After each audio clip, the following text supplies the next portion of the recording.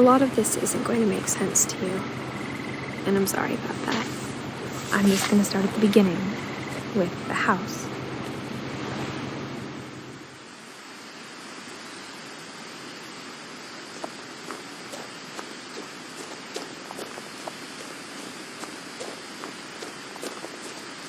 I lived here until I was 11, but I wasn't allowed inside half the rooms.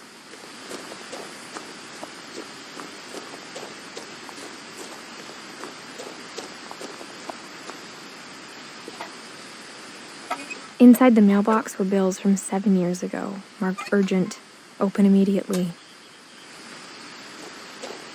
I hadn't been back since my brother Lewis's funeral.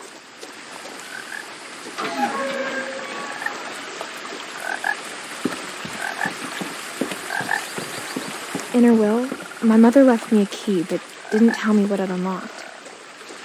Maybe she thought I'd know, or she thought that the mystery would be enough to bring me back.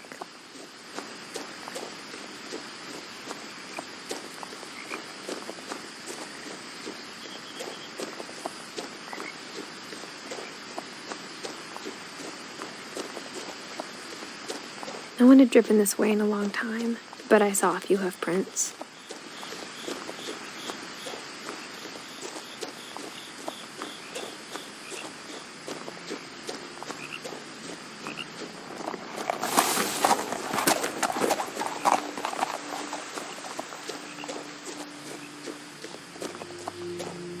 The truth is, even after I inherited the house, I never thought I'd come back to it. But now I had questions about my family that only the house knew the answers to. The house was exactly like I remembered it, the way I'd been dreaming about it.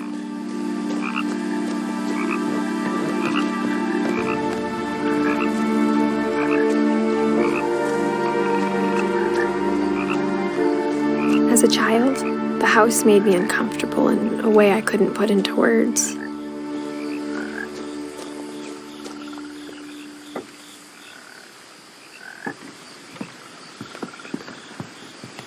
Now, as a 17-year-old, I knew exactly what those words were. I was afraid of the house.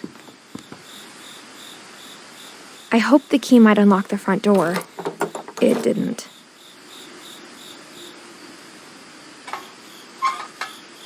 Looking in, I felt like the house itself had been waiting for me.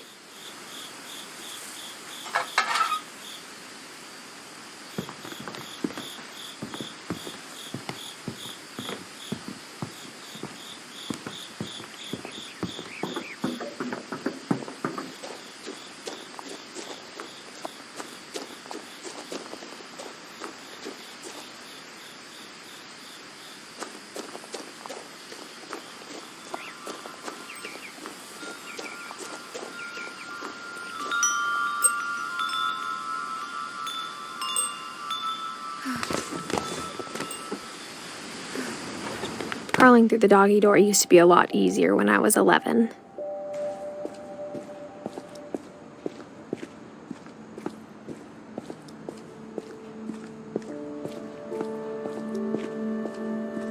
For the first time in years, I felt like I was home.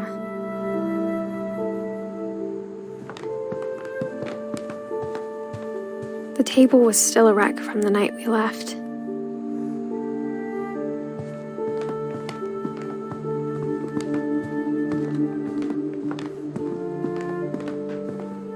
Nothing in the house looked abnormal. There was just too much of it, like a smile with too many teeth.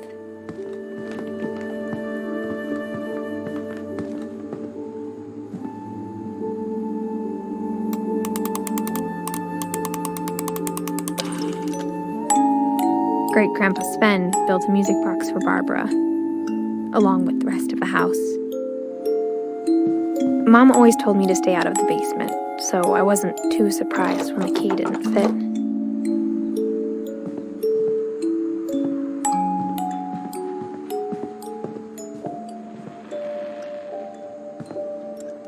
My mom wasn't much of an optimist, but she never stopped believing that my brother Milton was alive.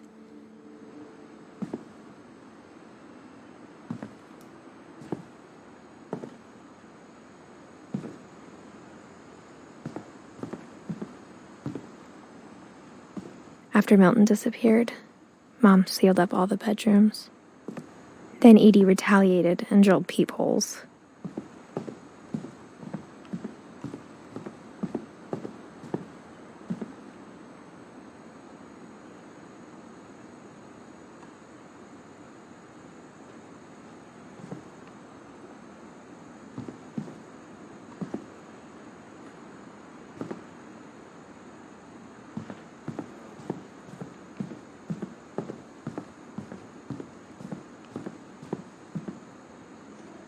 I spent a lot of time playing in Great Uncle Walter's room.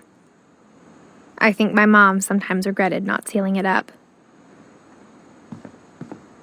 Lewis told me there were secret passages, but I never believed him.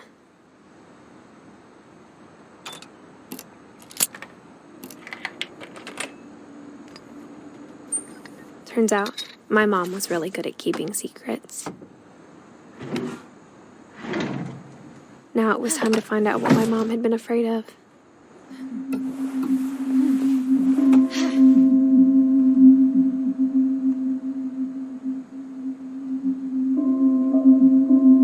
Reading this, maybe it sounds like I had a plan, but I had no idea what was behind that door. Just like I had no idea where all this was gonna lead.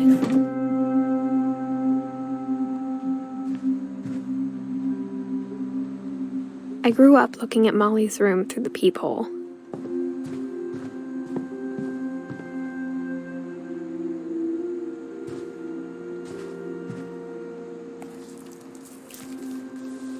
December 13th, 1947. Dear Diary, I'll be gone soon, but I wanted to tell somebody about what's gonna happen. It started when Mom sent me to bed without dinner. I woke up and I was starving, so I looked around for something to eat. The gerbil food was dry, but I didn't mind it.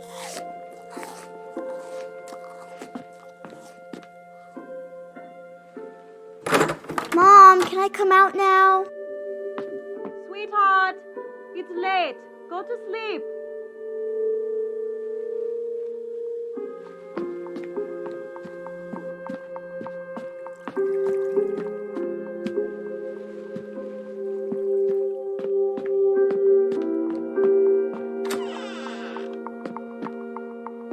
I kept eating and eating.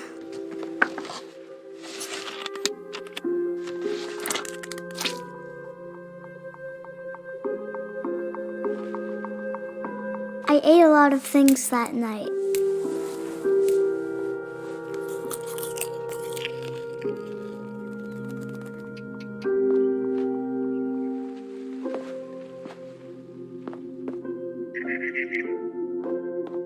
Then I heard chirping outside my window.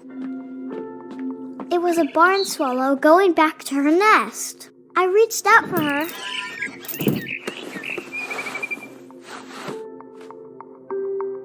And suddenly, I was a cat.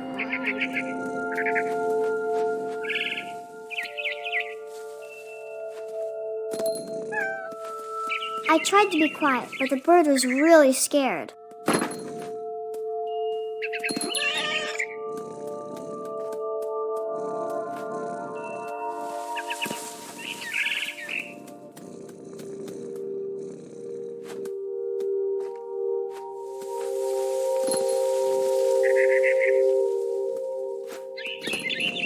Mom and Dad didn't even look at me.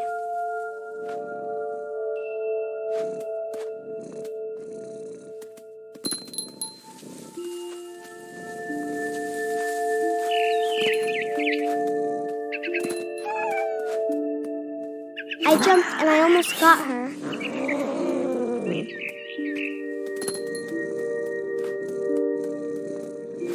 I could tell she was getting really tired.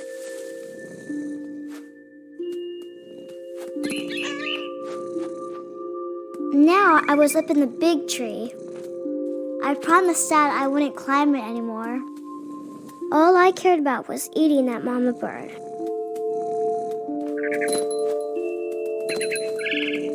I gobbled her up and suddenly I was an owl. First, all I heard was the wind. Then I heard little teeth nibbling in the grass.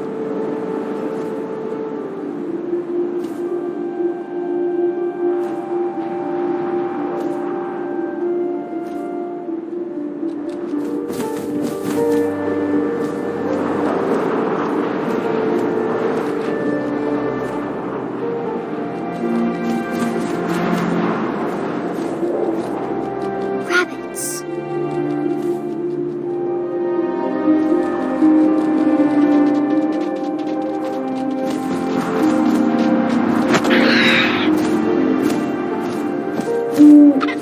I imagined his face looking up and seeing mine through my talons. I swallowed him up, and I didn't chew one bit. Then I flew off to find something bigger.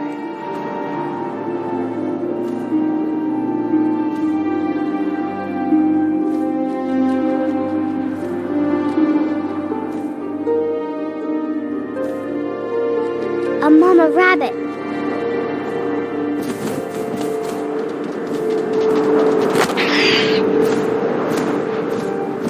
She was almost too big to carry.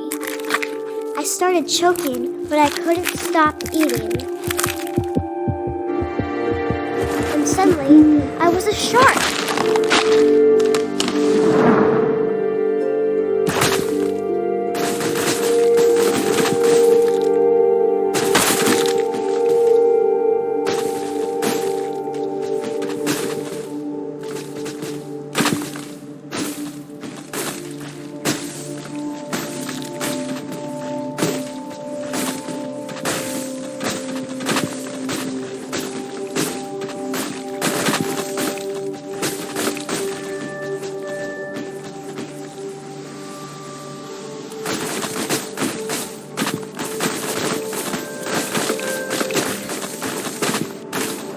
I rolled off a cliff and into the ocean.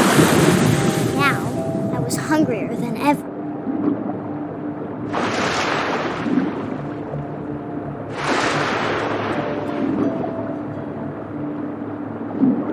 I wanted fat, juicy seals.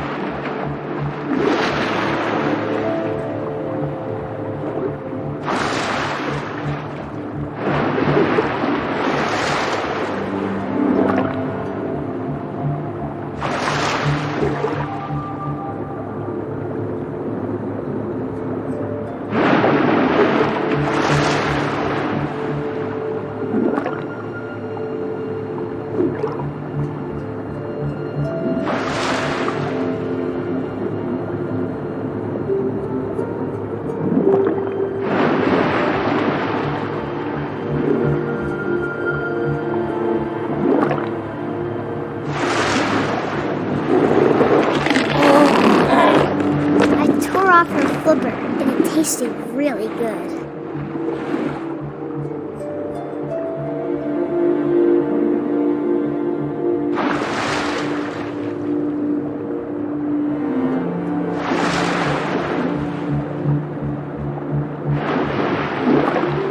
I grabbed on tight, but I was so hungry, I jumped out of the water. When I opened my eyes, everything had changed.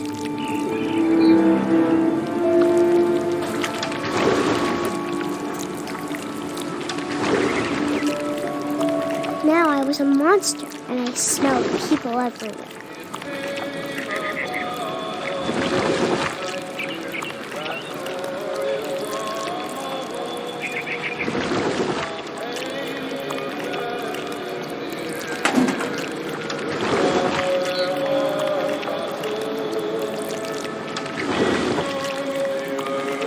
I was big, but I moved real quiet.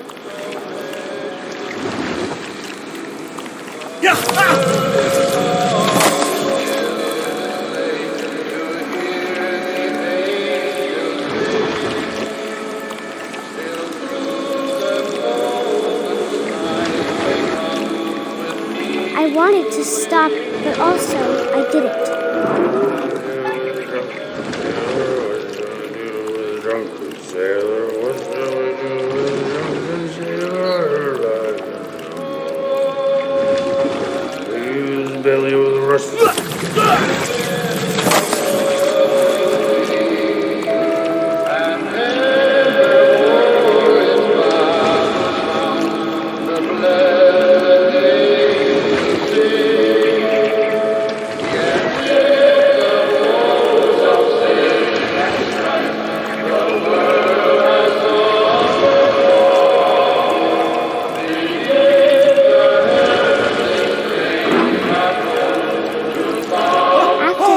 Passenger, I was still hungry, and across the water I smelled something new, something I had to have, so I swam towards it.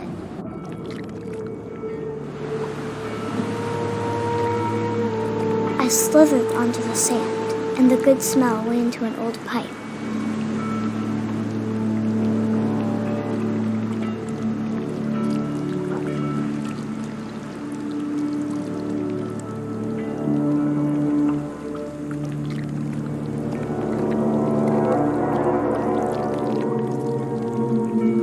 I got closer and closer.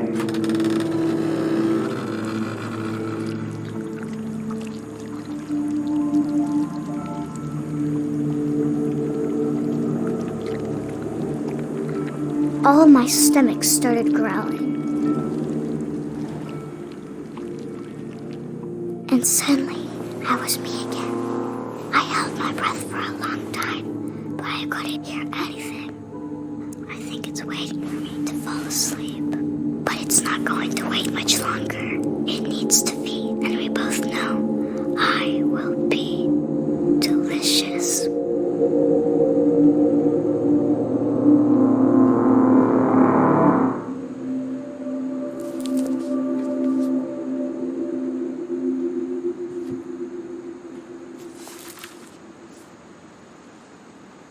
I'm not sure if I believed all of that, but I'm sure Edie would have.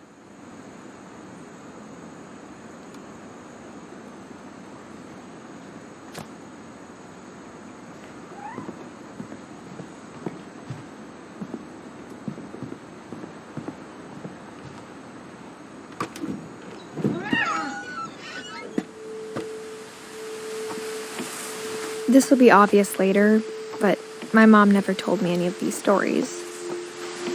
Edie would have, but Mom didn't like bringing up the past. Though, when we adopted a stray kitten, she was the one who named it Molly. I spent a lot of time in Great-Grandma Edie's room. Her room was like a museum. For 500 years, the Finches have been famous throughout Norway for their fortune and misfortune. Odin Finch buries the latest victims of the family curse, his wife Ingeborg, and on January 7th, 1937, he set sail but 40-foot waves off the coast of Washington send the house and Odin's daughter Edie, with husband Sven and baby Molly, step ashore on their new home. Odin Finch is the first to be buried in the new family cemetery. His daughter Edie is already dreaming of a new Finch house.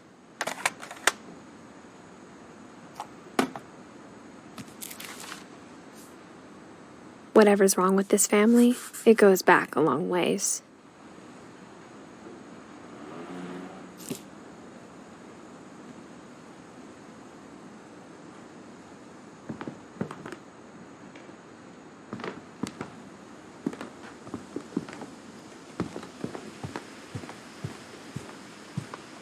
When Edie told people Sven was killed by a dragon, she could also have said he was building a dragon-shaped slide that collapsed.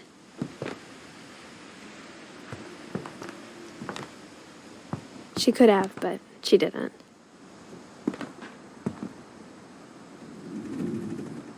Even in her 90s, sometimes Edie seemed a lot younger than my mother. The only trace Grandpa Sam's first wife, Kay, left on the house was the pink bathroom.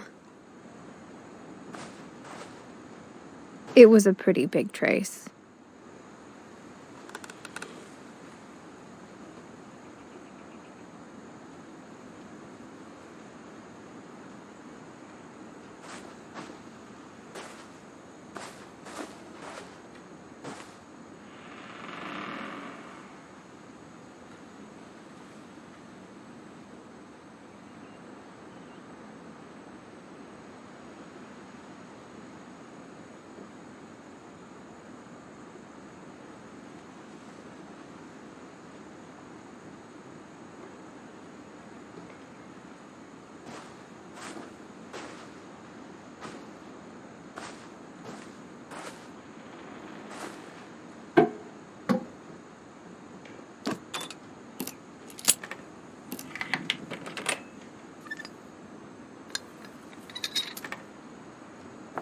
There's a secret in this bathroom.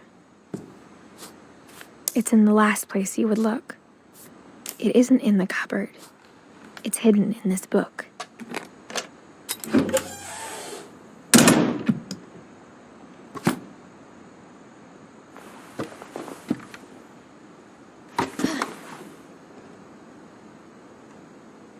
Sven gave Sam an old camera he'd refurbished. He never put it down.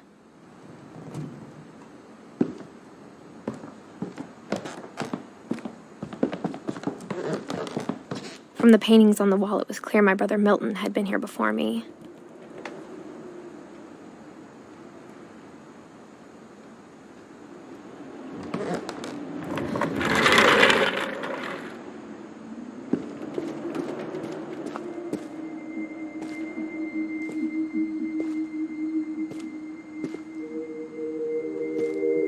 I knew Grandpa Sam had a twin, and that he never talked about him. I guess my grandpa didn't like history any more than my mom did.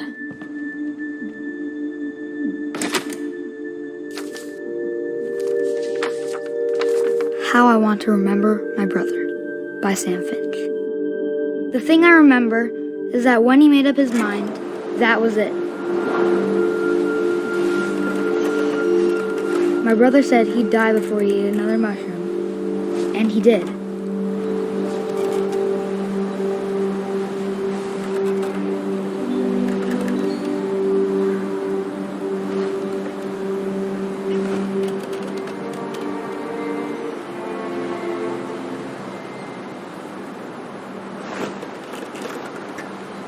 At Barbara's funeral, we swore we'd never be afraid again, and he wasn't. I think Calvin always wanted to fly.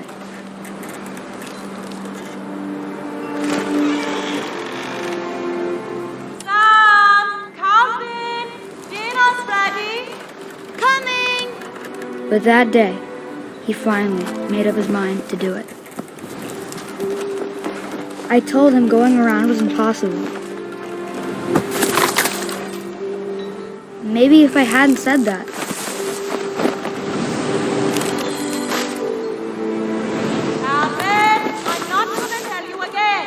maybe if the wind hadn't picked up, then maybe he'd still be here. But I doubt. I think he'd already made up his mind.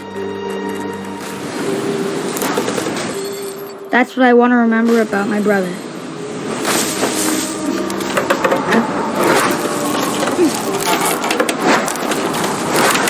The day he made up his mind to fly. And he did.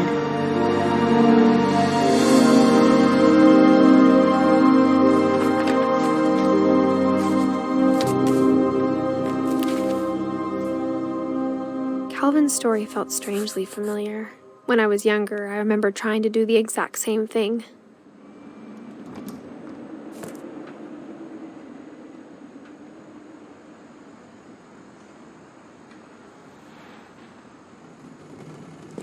After the funeral, Edith roped off Calvin's half of the room.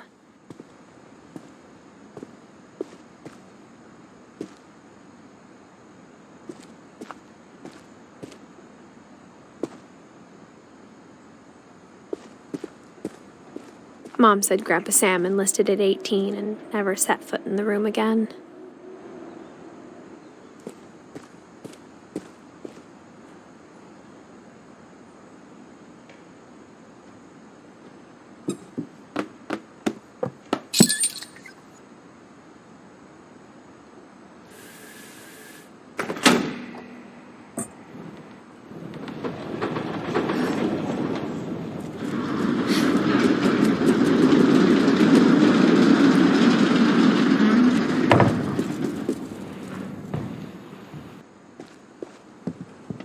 The passages were a pretty tight fit.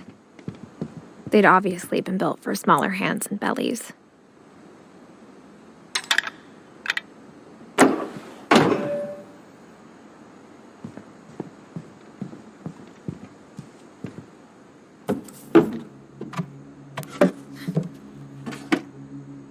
Growing up, I always thought of Barbara as a child star.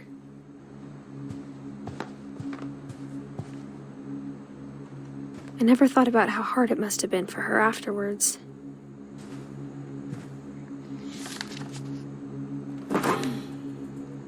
Of all the stories people wrote about Barbara's death, I'm surprised Edie saved this one.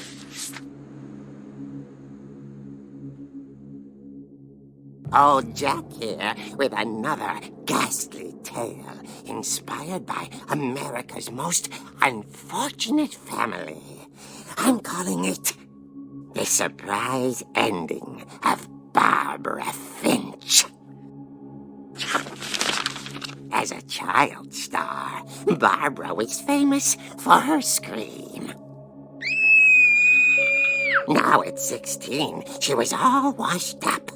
A has-been. But in a lucky break, she'd been asked to perform her signature scream at a local convention for monster movie fans. It was just the boost her career needed. Unfortunately, her scream hadn't aged well. Getting better. I think you just need the right motivation. Her biggest fan and current boyfriend, Rick, was about to demonstrate when... Now that was a great scream. It was Barbara's father, Sven. He'd slipped into a table saw and had to be rushed to the emergency room. So Barbara got stuck babysitting her youngest brother, Walter. Her convention comeback was cancelled. Okay, I'm hearing frustration, but I'm not hearing terror. What if I tried... A gang of hoodlums in Halloween masks have been terrorizing Orcas Island tonight. Police are urging residents to... That came from the basement. You're right! Also, I loved your delivery on that. Why is your basement door locked? Because my dad likes making puzzles and secret passages. There's a key hidden in the music box. The secret is to keep winding and winding until finally the key pops out. Thanks, babe. I'll be back in a sec. 20 minutes later, Rick hadn't returned. So Barbara went to look for him, right on cue. She reached for the music box. And as she wound the key, she listened for Rick, but the house was silent.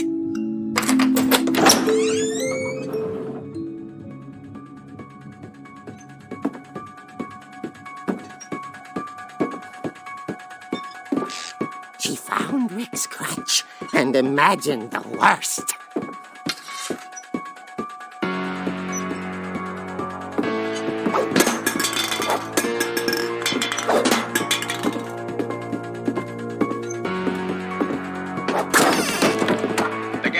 Is the infamous Hookman killer, Dr. Carl Hamill, who impaled and then ate his family 10 years ago tonight.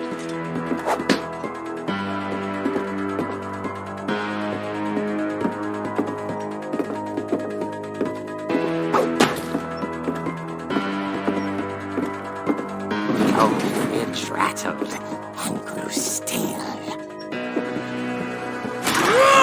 Oh dear!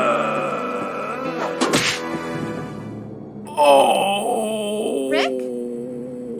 Barb, relax. I was just trying to scare you to help you find your scream. Well, I'm not scared, Rick. I'm furious. Then act furious.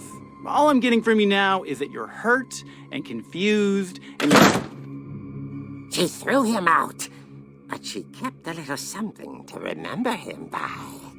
Barb, have you seen my other crutch? And she was still holding it when she fell asleep watching the late picture show. Hours later... Barbara! Walter, what's going on up there? Ah! Okay, I'm coming up, but if this is a trick, you're dead, Walter.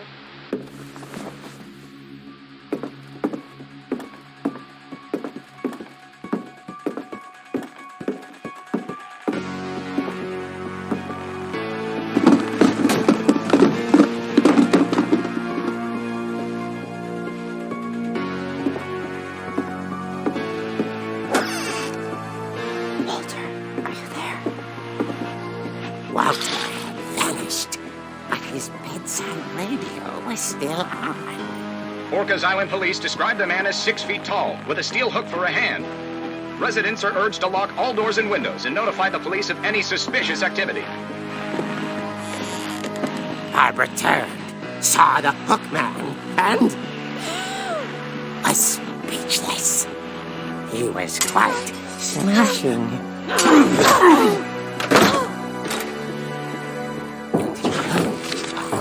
And he couldn't get enough of Barbara. Okay, Barbara, there's gotta be another way out of here.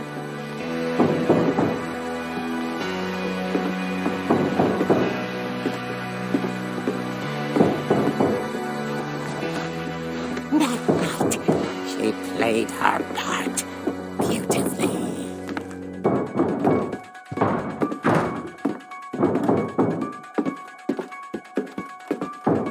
She thought about abandoning Walter, but just couldn't do it.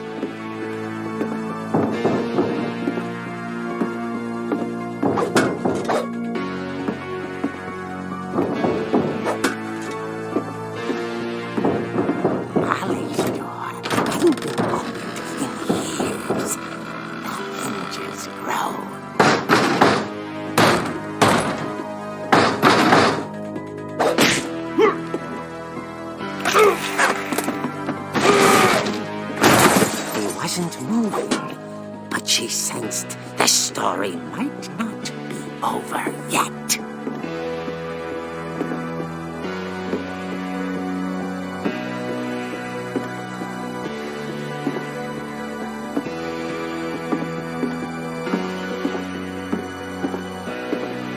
The hookman had vanished. She listened for his breathing, but all she heard was...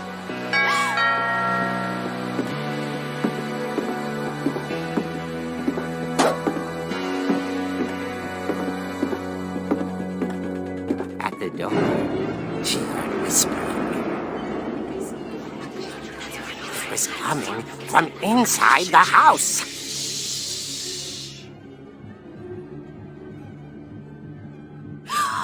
Oh dear. Surprise! Bravo, Barbara! You were wonderful. The monsters had come to surprise her. For Barbara, it was a dream come true. Then she saw what kind of monsters they were, and she realized what was about to happen. She was going to be famous. And with her final breath, Barbara Finch gave the performance of her life.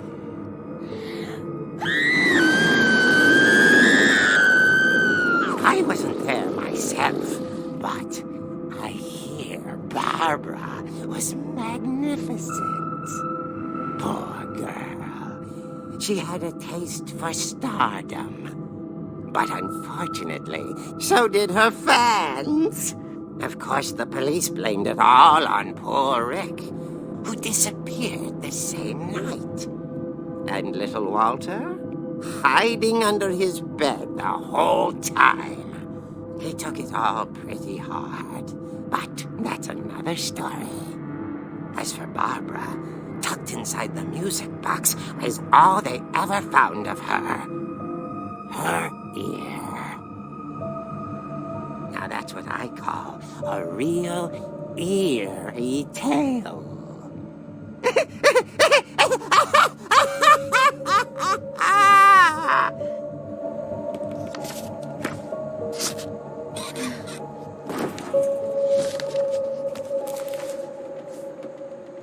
Edie told me all Barbara wanted was to be remembered, as absurd as that comic was. Maybe what Edie saw was a happy ending.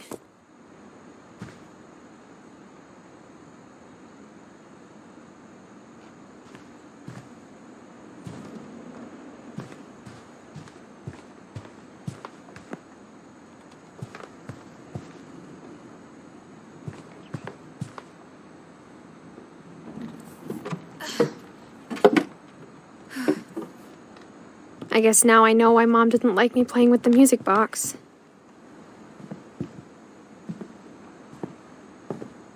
Whenever people ask me about my family, the first thing they always want to know about is Barbara.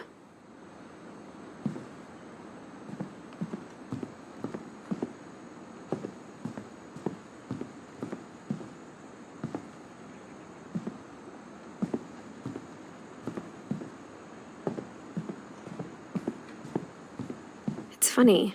All those times I played with the music box and never found the basement key.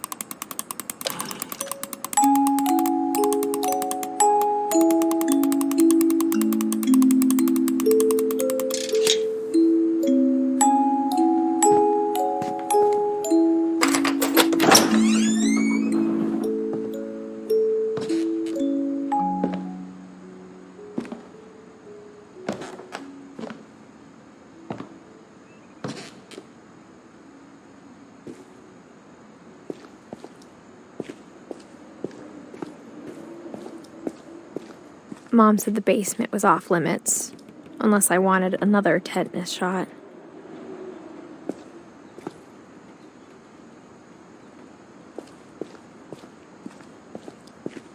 I saw Edie sneak down to the basement once, carrying packages. I thought maybe she was hiding presents. It turned out she was hiding a lot more than that.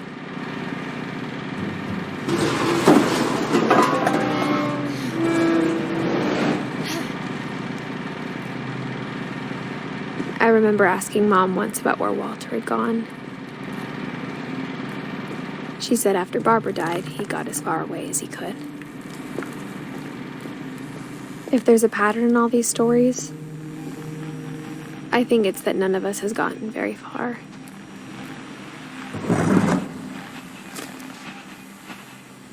Goodbye, everyone. I can't believe I've been down here for 30 years. On that first day, after the shaking started, I didn't think I'd survive a week.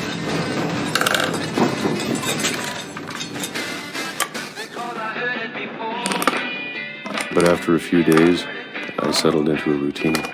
That's what kept me sane. Having a schedule, living for today. I always expected to be dead tomorrow. But if you wait long enough, you get used to anything.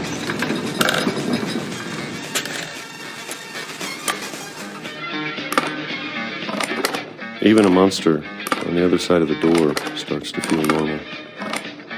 Almost friendly.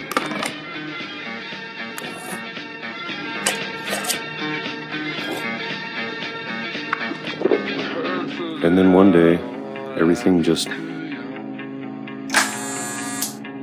stopped. Whatever that thing was, it was gone. Maybe it got tired of waiting. Or maybe I just got tired of being afraid.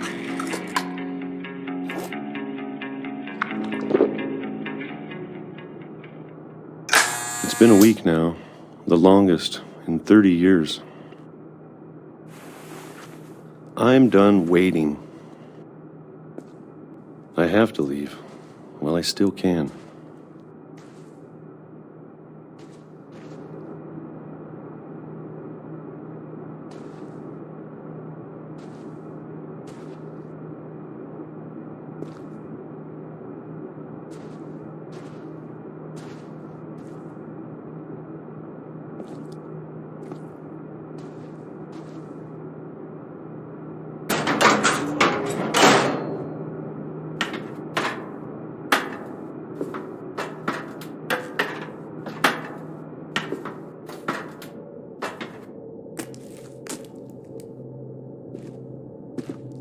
I know it's out there, somewhere. Whatever killed Barbara and Molly Calvin. Maybe this is all a mistake. But I need to stop living the same day, even if it kills me.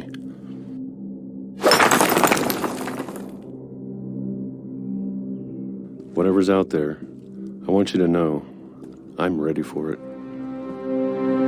I'm going to appreciate all of it, especially the food. I don't mind if I only have a year left, or a month, or a single week. I'd be happy with one more day. I can already imagine the sun on my face.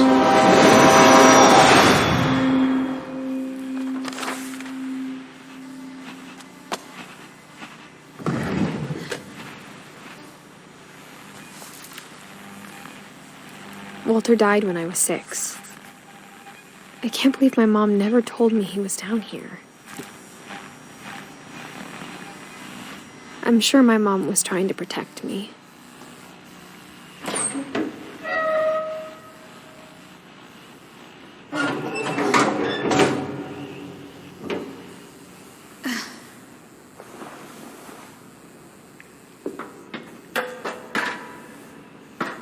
Maybe she was afraid I'd end up like Walter.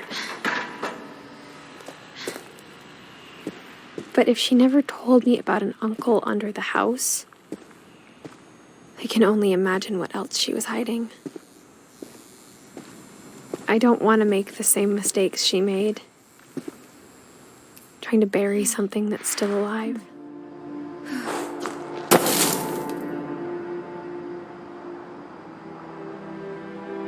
Now that there's only one of us left, or maybe 2, I thought it was time I heard the stories for myself and found out what happened to everyone else. But now I'm worried the stories themselves might be the problem. Maybe we believed so much in a family curse, we made it real.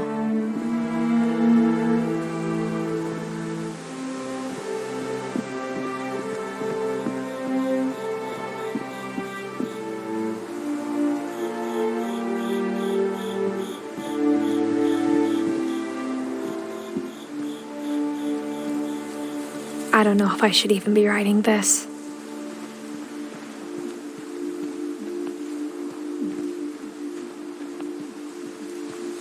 Maybe it'd be better if all this just died with me.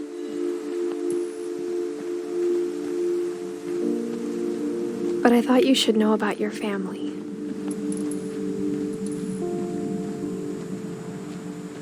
And the history you're a part of.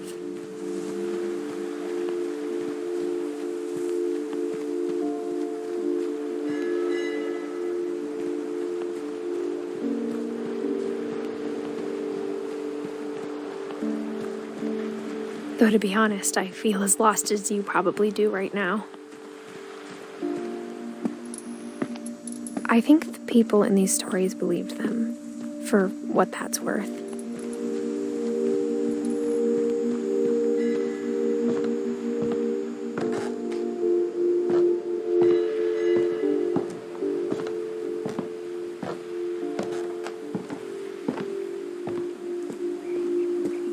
And when you look at the house, that history of imagination and stubbornness and madness, any of it seems possible.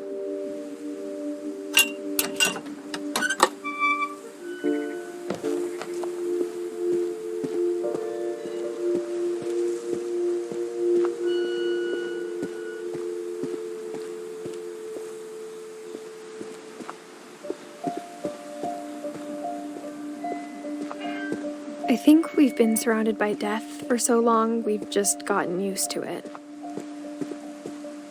What kind of family finishes building a cemetery before starting the house?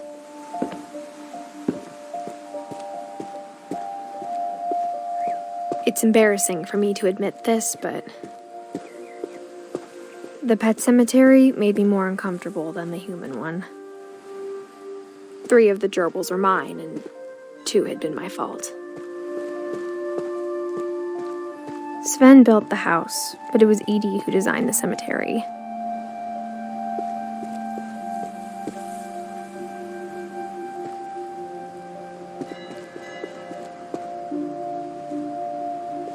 I'm sure Odin's monument had been Edie's idea. My mom was always trying to move on, but for Edie, the past never went away.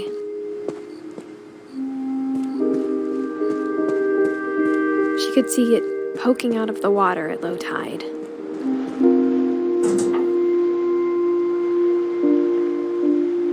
Edie said she dreamed about the old house every night.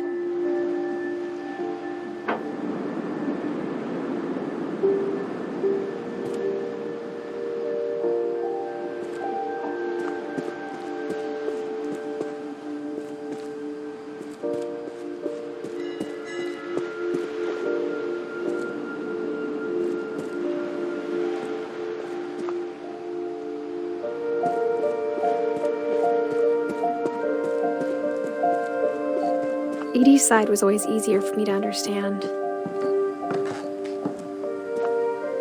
But the older I get, the more I can see where my mom was coming from. She lost 2 of her brothers, just like I did. I get why she tried so hard to protect us.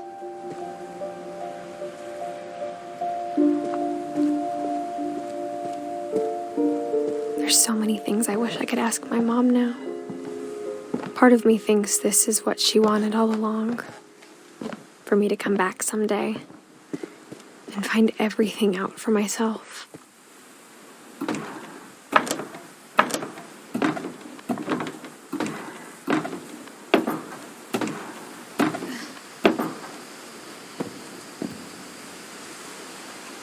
But looking back on it now, if she told me there was going to be so much climbing, I never would have come when I was 22 weeks pregnant.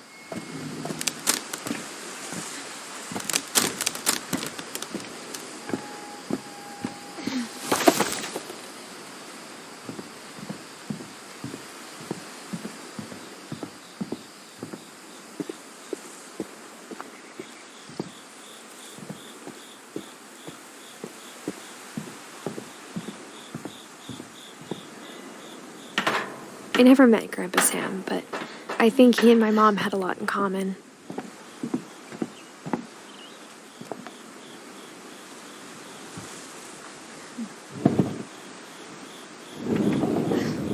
They were both pretty intense.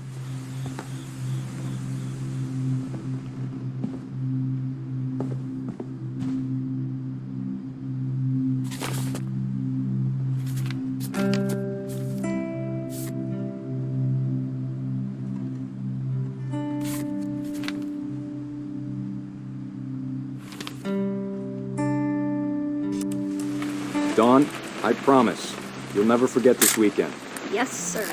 These memories are gonna last a lifetime. Am I gonna have to shoot anything? It's a hunting trip, Dawn. Shooting is strongly encouraged. What? Perfect. It's gonna rain the whole weekend, isn't it? Please just take the damn picture. Hey, language.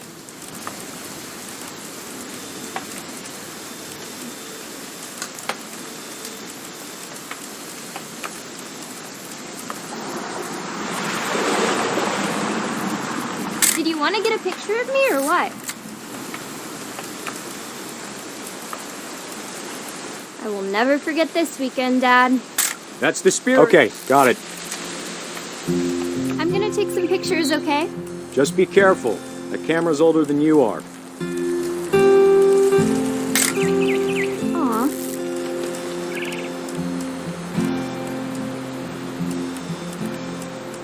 You're right, Dad. It's starting to clear up. Still freezing, though.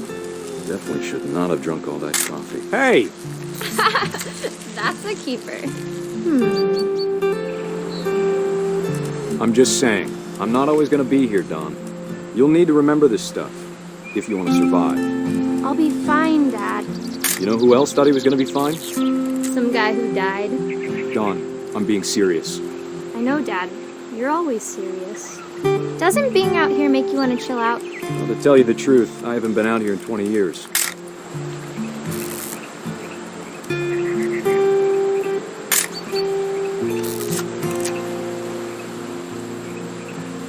Last time I was with my brother Calvin. Man, that was a great trip. Your grandpa Sven taught us how to... Dad! Good eyes, Dawn. Before you take the shot, let me get a picture of you.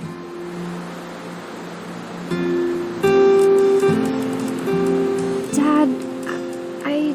Just breathe. Let me get behind you. Do I have to do this? Dawn, you don't have to do anything. But if you want to survive... Great shot, Dawn!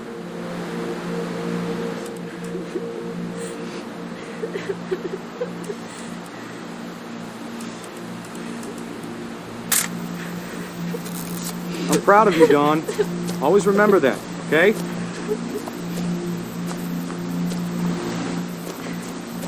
Dad, it's twitching. I think That's it's totally normal, Dawn. Just focus on the camera. Try not to think about... Dad!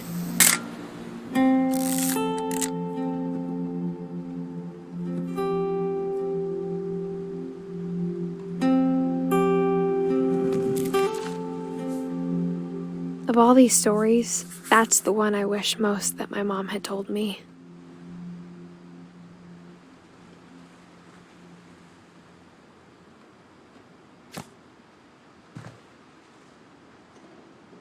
Sam spent his life shooting photos, but Mom said he got nervous being in front of the camera.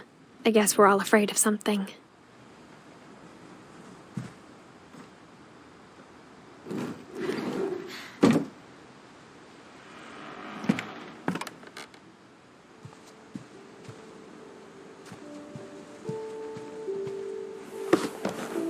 After Sam died, my mom and Edie got really close. They'd both lost a lot.